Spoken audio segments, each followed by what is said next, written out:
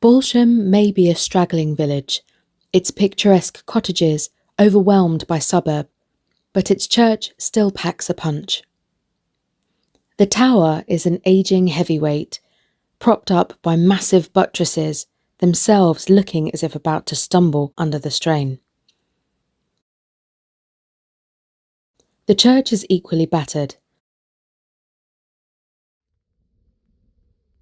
Parts of an ancient clock are distributed in the north aisle as if in an antique shop.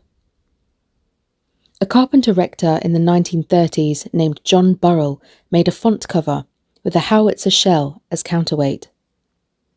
There are bats nesting in the chancel. This is an eccentric place. The tower is early Gothic, but appears to be of Saxon origin. One man alone is said to have survived a Viking raid that wiped out the village. A Saxon coffin survives under the tower. Whether his or not, who knows? The arcades and aisles are perpendicular.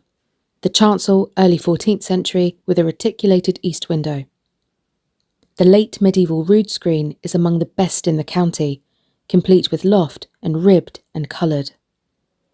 The plastic sheeting that fills the chancel arch to keep the chancel warm in winter must surely be a temporary expedient. The chancel at Balsham, though heavily restored by the Victorians, contains two medieval masterpieces.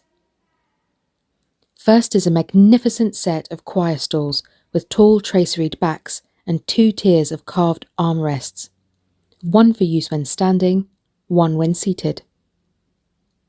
These rests form rows of mini gargoyles best seen in profile. Animals, dolphins, mermaids, dragons, even the occasional human, start out of the stalls as if straining to escape some cataclysm.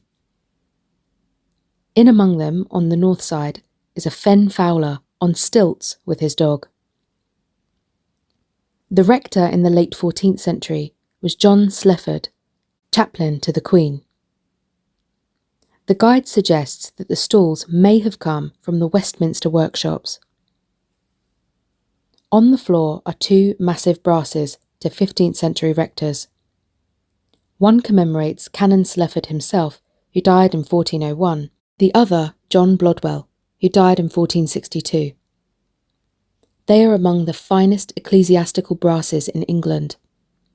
Such memorials suffered more in the Reformation than those of soldiers. In Slefford's case, the surround portrays his church offices embracing Wells, Ripon, Westminster and royal appointments. He could clearly afford these stalls.